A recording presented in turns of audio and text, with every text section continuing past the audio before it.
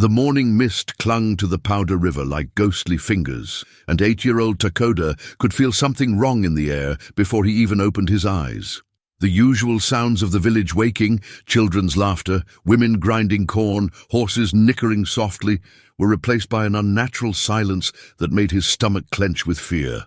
His grandmother, Winona, was already awake beside the dying embers of their fire, her weathered hands clutching a beaded medicine bag as she whispered prayers to the spirits. Her dark eyes, usually warm with stories and wisdom, now held the sharp edge of a hunted animal.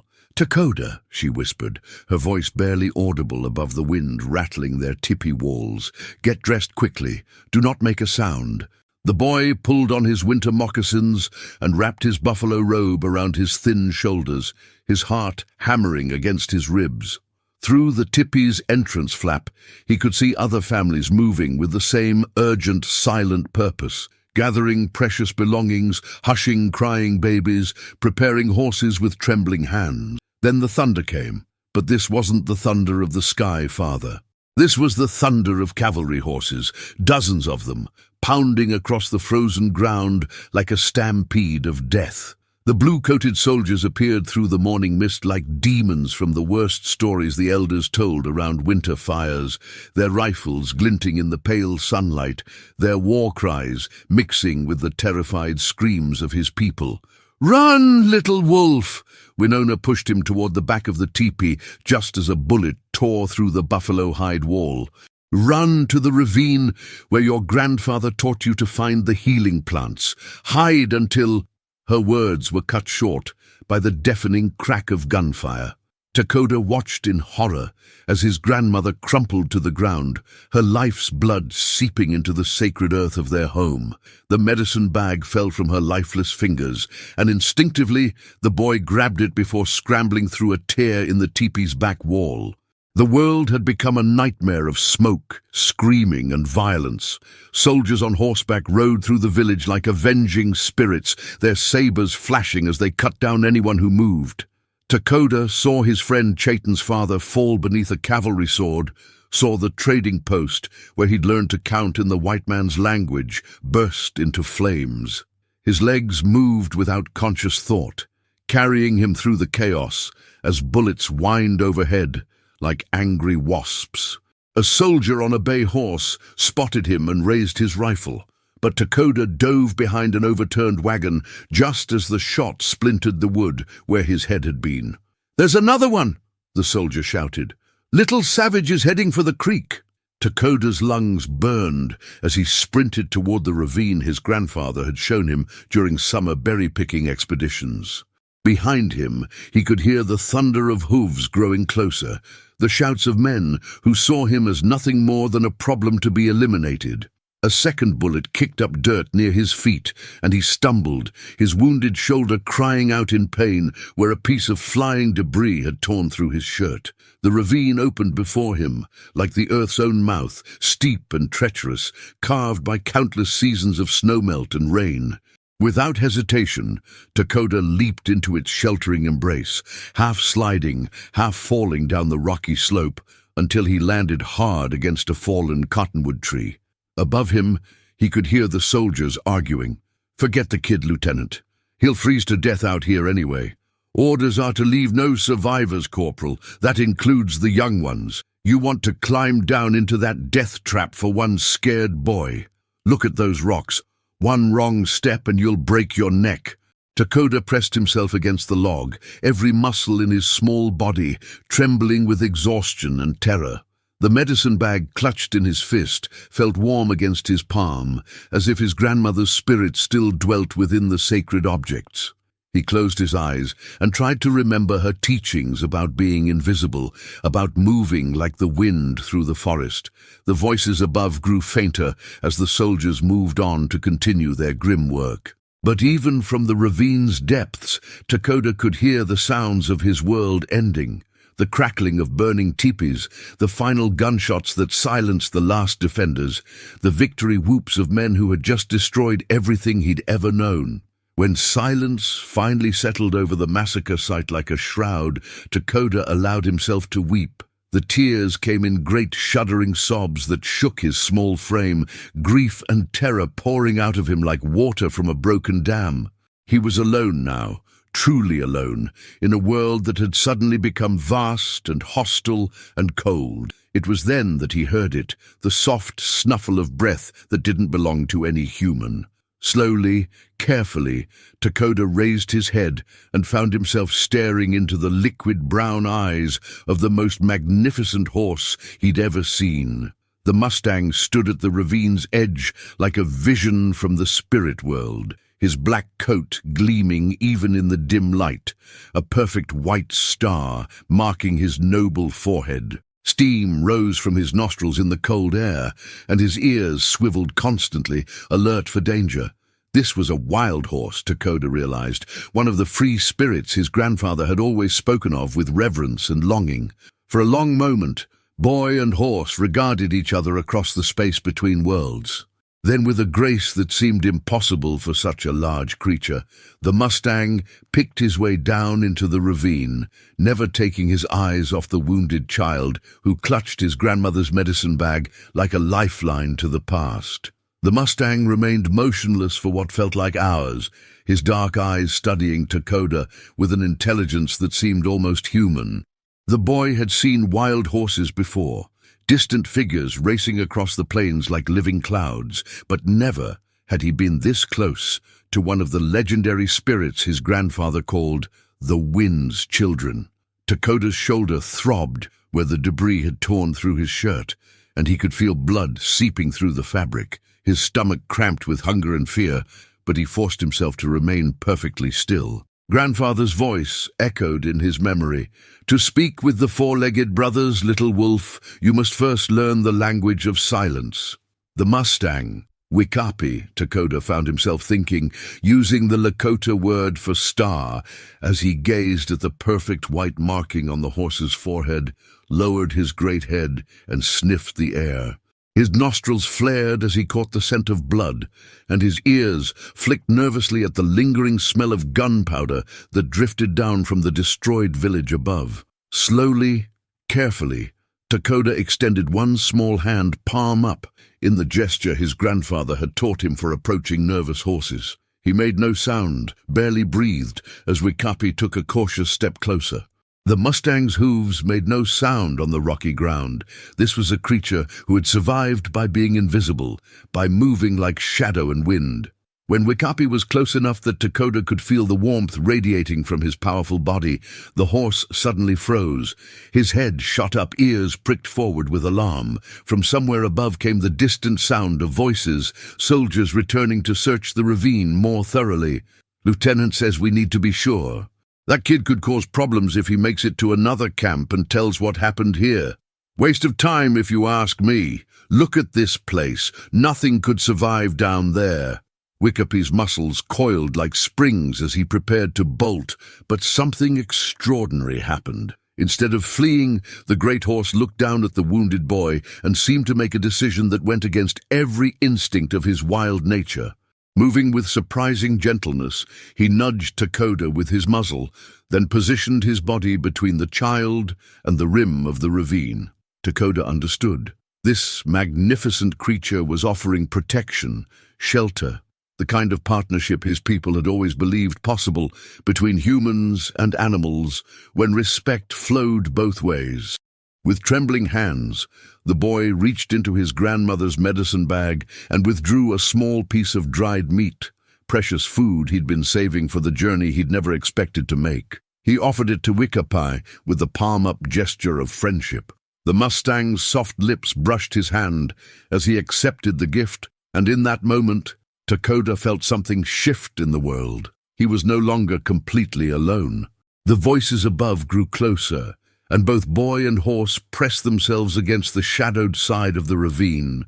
Takoda could hear boots scraping on stone as someone began the treacherous descent. His heart hammered so loudly he was certain the soldier would hear it, but Wikapi remained calm beside him, a living wall of strength and warmth. "Careful, Morrison. These rocks are slick as glass. I can see blood on this log down here. Kid definitely came this way." Takoda closed his eyes and pressed his face against Wikapi's neck, drawing comfort from the steady rhythm of the horse's breathing. The Mustang's coat smelled of sage and wind and freedom, scents that reminded him of better times, of riding behind his father on summer hunts, of learning the old stories from his grandmother's patient voice. The soldier's boots crunched closer, and Takoda could hear the man muttering curses as he navigated the treacherous footing. "Blood trail stops here at this fallen tree. Kids probably crawled off somewhere to die. Good riddance." A second voice called from above. "Find anything, Morrison?" "Nothing but rocks and rabbit tracks. If he's down here, the cold will finish him by morning. Let's get back to the column before the captain starts asking questions." The sounds of retreat echoed off the ravine walls, but both Takoda and Wikapi remained motionless until long after the last footstep had faded away. Only when the sun began to sink toward the western horizon did the Mustang finally relax, lowering his head to sniff at Takoda's wounded shoulder with obvious concern. The boy knew he needed to tend to his injury before infection set in. Another lesson learned at his grandfather's side. From the medicine bag, he withdrew a small bundle of dried herbs, sage for cleansing, echinacea for healing. There was a thin trickle of water running along the bottom of the ravine, probably from an underground spring. As Takoda carefully cleaned his wound, Wikapi watched with the patience of a creature who understood pain and survival. When the boy winced at a particularly tender spot, the horse nickered softly, not the wild, piercing call of a free Mustang, but something gentler, more intimate. "You understand, don't you?" Takoda whispered, the first words he'd spoken since his grandmother's death. "You know what it means to be alone." In response, Wikapi lowered his head until it was level with the boy's, and for a moment, they simply breathed the same air, sharing the same space, two survivors in a world that had suddenly become too large and dangerous for either to face alone. As darkness settled over the ravine like a blanket, Takoda curled up against Wikapi's warm flank, the medicine bag clutched against his chest. Above them, the first stars appeared in the winter sky, and somewhere in the distance, a wolf howled, lonely and wild and free. Tomorrow would bring new dangers, new challenges, but tonight, in the shelter of stone and starlight, a bond was forming that would prove stronger than fear, stronger than the hatred that had destroyed everything Takoda had ever known. Tonight, the language of silence had spoken, and both boy and horse had listened with their hearts. Dawn brought no comfort to the ravine. Takoda woke to the sound of his own teeth chattering, his body pressed against Wikapi's warm flank for survival. The Mustang had remained beside him through the long, brutal night, sharing his body heat like a guardian spirit sent by his ancestors. The boy's shoulder burned with fever, and when he tried to move, waves of dizziness washed over him. But it was the sound from above that truly sent ice through his veins, the methodical thud of many horses, the jingle of cavalry tack, and voices that carried the authority of men who were accustomed to being obeyed. "Colonel wants this area swept clean before we move on to the next camp. That means every gulch, every cave, every place a survivor might be hiding." Wikapi's head snapped up, his entire body tensing like a bowstring. The Mustang's nostrils flared as he scented the approaching danger, and his eyes rolled white with the ancient fear of predators. For a moment, Takoda thought his protector would bolt, abandoning him to face the soldiers alone. Instead, Wikapi did something that defied everything Takoda knew about wild horses. He lowered himself to the ground in a controlled, careful movement that spoke of intelligence beyond animal instinct. His dark eyes met the boy's, and somehow Takoda understood what the Mustang was offering. With trembling hands and teeth gritted against the pain in his shoulder, Takoda pulled himself onto Wikapi's back. He had ridden before. His father had been teaching him the warrior's way with horses, but never like this. Never as a partner fleeing for his life through territory that had become a hunting ground. The moment Takoda's weight settled across his back, Wikapi rose with fluid grace and began picking his way along the bottom of the ravine. The Mustang moved like flowing water, each step placed with precision on the treacherous footing. Above them, the sounds of the search party grew closer. "Johnson, take your squad down into that ravine. Peters, circle around to the north end in case anything tries to bolt that way."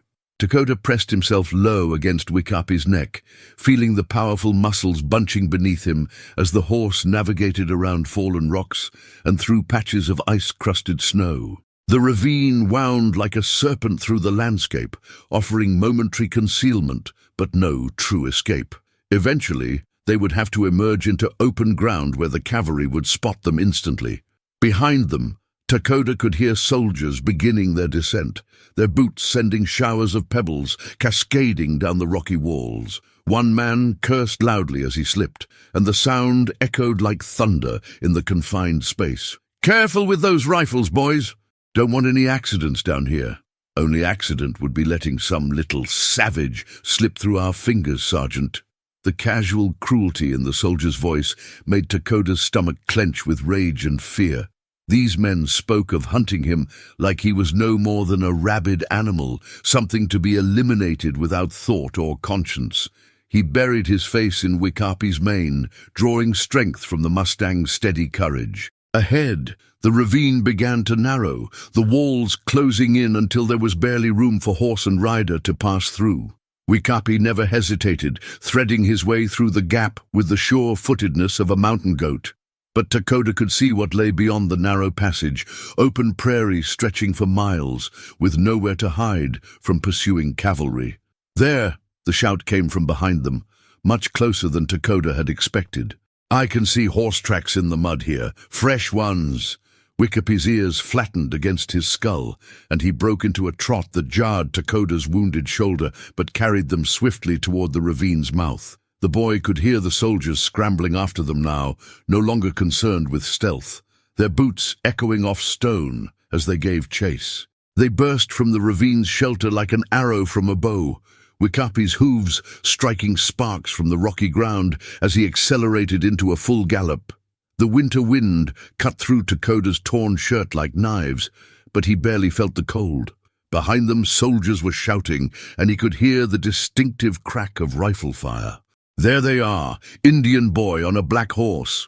Range is too long for accurate shooting. Mount up and give chase." The prairie stretched endlessly before them, a vast expanse of brown grass and scattered snow that offered no concealment. But Wikapi ran like his name, like a star streaking across the heavens, his legs eating up ground with a rhythm that spoke of generations of wild freedom. This was what he had been born for, what his kind had perfected over countless centuries of flight from predators. More rifle shots cracked behind them, but the bullets fell short, kicking up puffs of dirt well behind Wikapi's flying hooves. Dakota risked a glance over his shoulder and saw a dozen cavalrymen bursting from the ravine on their army mounts, their blue uniforms stark against the winter landscape. "They're gaining on us," he whispered to Wikapi, though he wasn't sure if the Mustang could hear him over the thunder of hooves and the whistle of wind. The cavalry horses were grain-fed and rested, built for sustained pursuit, while Wikapi had spent the night in a cold ravine protecting a wounded boy. But the Mustang had advantages the army horses lacked. He knew this land intimately, knew every buffalo, wallow, and prairie dog hole, every rise and depression that could provide momentary concealment. More importantly, he carried the desperation of the truly wild, the knowledge that capture meant death or slavery, that freedom was worth any price. Ahead, Dakota spotted a line of cottonwoods marking the course of a frozen creek. If they could reach the trees, there might be cover, perhaps even a chance to lose their pursuers in the maze of branches and shadows. He leaned forward, sharing his intention with Wikapi through the ancient communication between rider and horse. The Mustang's response was immediate, a surge of speed that made Dakota's eyes water and sent his heart soaring with wild hope. They were flying now, truly flying, the ground blurring beneath them as they raced toward the distant sanctuary of the trees. Behind them, the cavalry horses labored to keep pace, their riders cursing and spurring as the gap slowly widened. But Dakota knew This was only the beginning. The soldiers would not give up easily, and Wikapi could not run forever. Somewhere ahead lay safety. He had to believe that, had to trust in the bond that had formed between them in the darkness of the ravine. As they thundered toward the creek and whatever lay beyond, Takoda pressed his face against Wikapi's neck and whispered a prayer his grandmother had taught him. A prayer for protection, for wisdom, for the strength to survive what seemed impossible to endure. The cottonwoods offered blessed shelter, their bare branches creating a maze of shadows that swallowed horse and rider like protective spirits. Wikapi slowed to a careful walk, his sides heaving from the desperate gallop across the prairie, steam rising from his coat in the bitter air. Takoda slumped forward, clinging to the Mustang's mane as waves of fever and exhaustion threatened to pull him from consciousness. Behind them, the sound of pursuing hooves grew louder, accompanied by the harsh voices of men who saw their quarry slipping away.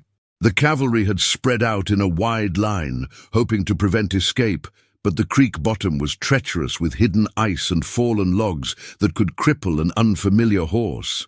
"Spread out! Don't let them cross the creek!" The lieutenant's voice carried clearly through the winter air.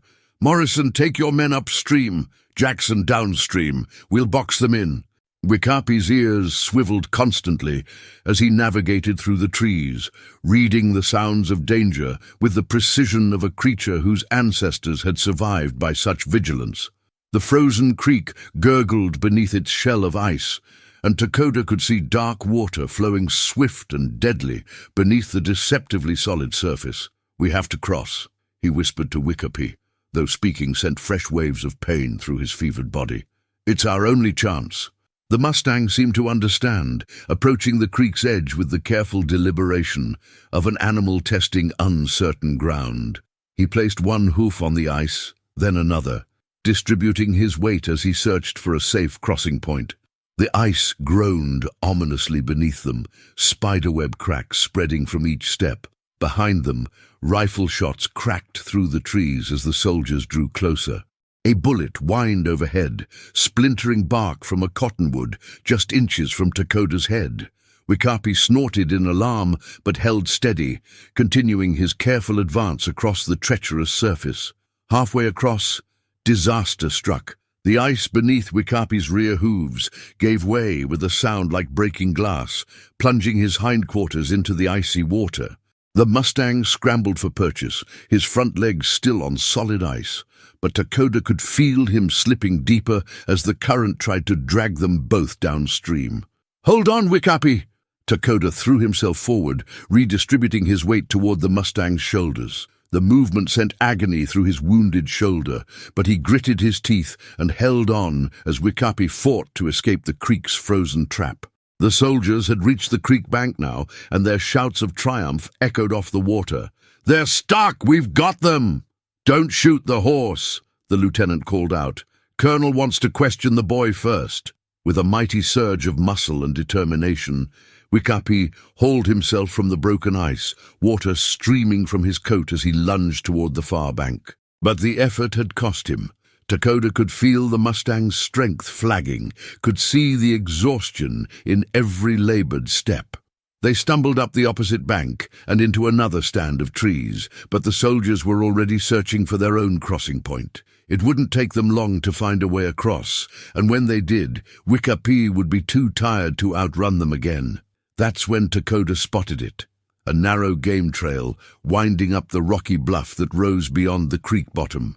It was barely wide enough for a single horse, treacherous with loose stone and patches of ice, but it led upward toward higher ground where the wind had scoured away much of the snow. "There, Wikapi," he whispered, pointing toward the trail.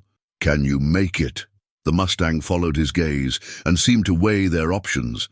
Behind them, soldiers were shouting as they found a ford upstream. Ahead lay a climb that would test every ounce of strength the exhausted horse possessed. But it was their only chance.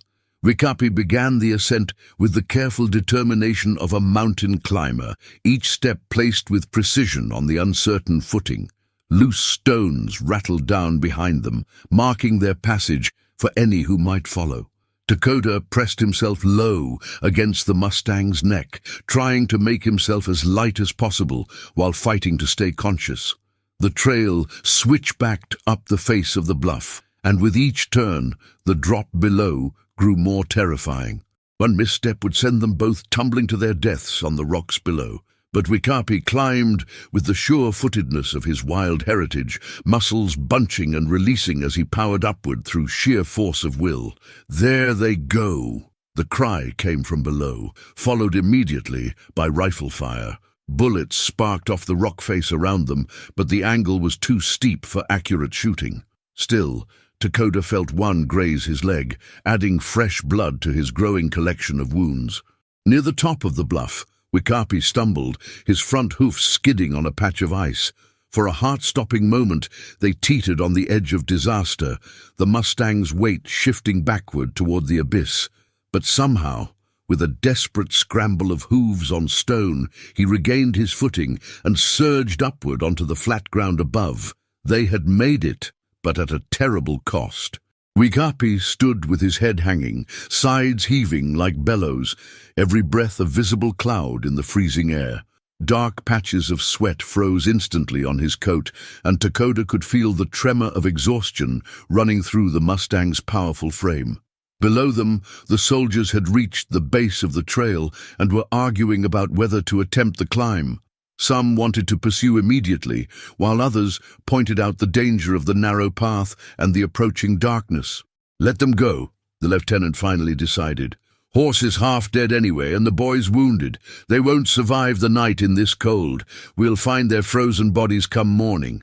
As the cavalry retreated to make camp, Dakota slumped forward across Wikapi's neck, his strength finally giving out. The Mustang stood motionless in the gathering dusk, a living statue against the vast sky, protecting his young rider even as his own reserves neared their end.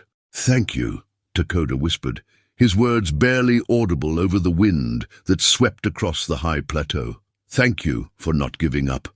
In response, Wikapi turned his head just enough to nuzzle the boy's hand. A gesture of such gentleness from a creature pushed beyond endurance that it brought tears to Dakota's eyes. They were both wounded now, both bleeding, both far from any help or safety. But they were alive, and they were together, and somewhere ahead lay a future that neither could imagine. As the first stars appeared in the darkening sky, Wikapi began walking again, carrying his precious burden into the unknown with the patient courage of a spirit that refused to surrender. The night descended upon the high plateau like a predator, bringing with it a cold so fierce it seemed to burn the lungs with every breath. Dakota drifted in and out of consciousness, his fever raging as infection spread through his wounded shoulder. Only Wikapi's warmth and the steady rhythm of his walking kept the boy from slipping away entirely. The Mustang moved through the darkness with an instinct older than memory, following game trails and water scents that humans could never detect. His own wounds ached, cuts from the rocks, strain from the impossible climb, but he carried his burden with the dedication of a creature who had chosen to bind his fate to another's. Hours passed in a blur of stars and wind-carved stone. Dakota's grandmother's medicine bag, still clutched against his chest, seemed to pulse with its own warmth, as if the spirits within were fighting to keep him alive. In his delirium, he heard voices, his grandfather teaching him to read the night sky, his father explaining how horses and humans had once been one people before the world grew hard and divided. "Wikapi," he whispered into the Mustang's mane, using the last of his strength to speak. "I can't. I'm sorry, I'm too heavy." The horse's only response was to quicken his pace slightly, as if he understood that time was running short for both of them. Ahead, barely visible in the starlight, rose the dark bulk of mountains, the sacred peaks where Dakota's people had always fled in times of great danger. But Wikapi wasn't heading for the mountains. Something else had caught his attention, a scent or sound that drew him eastward across the wind-swept plateau. His ears pricked forward with interest for the first time since their escape, and his step gained new purpose. Then Takoda saw it too, a thin column of smoke rising against the star-filled sky, barely visible but unmistakably there. A fire meant people, but whether friend or enemy, the boy was too weak to care anymore. If they were going to die, at least it would be in warmth, rather than freezing alone in the darkness. Wikapi approached the distant fire with the caution of a wild creature, but also with the desperation of one who knew his young companion was failing. The smoke grew stronger, accompanied by the scent of burning wood and something else. Sage, the sacred plant his grandmother had always burned during healing ceremonies. The camp, when they finally reached it, was not what Takoda had expected. A single figure sat beside a small fire, wrapped in buffalo robes, face hidden in shadow. But as Wikapi stepped into the circle of firelight, the figure looked up, and Takoda's heart nearly stopped. It was an old man, his face deeply lined with age and wisdom, his long grey hair braided with eagle feathers. But it was his eyes that made Takoda gasp, eyes that seemed to hold the depth of centuries, the knowledge of one who walked between the world of spirits and the world of flesh. "I have been waiting," the old man said in Lakota, his voice carrying the quiet authority of one who commanded respect from all living things. "The spirits told me a star horse would bring a young warrior to my fire this night." Wikapi approached without fear, as if he recognized something in the old man that spoke to his wild heart. Gently, carefully, he knelt beside the fire, allowing Takoda to slide from his back into the warmth of buffalo robes that appeared as if by magic. The old man's hands were gentle but sure as he examined Takoda's wounds, cleaning them with water that steamed in the cold air, applying poultices made from plants the boy recognized from his grandmother's teachings.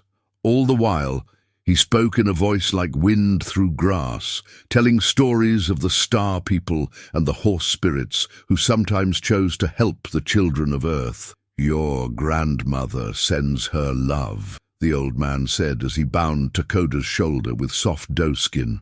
"She is proud of your courage, proud of the bond you have made with this one." He gestured toward Wikapi, who stood nearby, steam rising from his coat as he rested at last. "Who are you?" Takoda whispered, though part of him already knew the answer. "I am the one who tends the fire between worlds," the old man replied with a smile that seemed to contain starlight. "And you are the one who will carry the old stories to the new time that is coming. Sleep now, young warrior. When you wake, your path will be clear." As Takoda drifted into healing sleep, he felt Wikapi settle beside him, the Mustang's warm breath stirring his hair. In his dreams, he saw a vision of the future, himself grown tall and strong, riding Wikapi across vast distances, carrying messages between scattered bands of his people, helping them survive in a world that had tried to destroy them. When dawn broke over the plateau, painting the sky in shades of rose and gold, Takoda woke to find his fever broken and his wounds healing cleanly. The old man was gone, as if he had never been there, but the fire still burned bright and warm. Beside it lay provisions, dried meat, warm robes, and a pair of moccasins made for long traveling. Wikapi stood silhouetted against the sunrise, his black coat gleaming, the white star on his forehead catching the first light like a beacon. He had been groomed and tended, his cuts treated with the same care as Takoda's wounds. When the boy approached, the Mustang lowered his head in greeting, and Takoda saw something new in those dark eyes. Not just the wild freedom of the plains, but a deeper understanding, a partnership that would last until the end of their days. "Ready, my friend?" Takoda asked, swinging onto Wikapi's back with newfound strength. In response, the Mustang lifted his head toward the horizon, where other survivors of their people waited in hidden camps, needing the news that some had escaped the massacre, that the old ways lived on in the hearts of those who remembered. Together, they set off across the endless prairie, a boy and a horse united by courage, carrying hope like a sacred fire that no army could ever extinguish. Behind them, the wind swept across the plateau, carrying their story to the four directions, where it would become legend, the tale of Wikapi and Takoda, the Star Horse, and the boy who rode him, who proved that some bonds are stronger than hatred, some spirits too wild to be broken by any force on earth. The Mustang's hoofbeats drummed a rhythm of freedom against the morning earth, and somewhere in the distance eagles circled overhead, singing the song of those who refuse to surrender, who carry the light forward into whatever darkness lies ahead.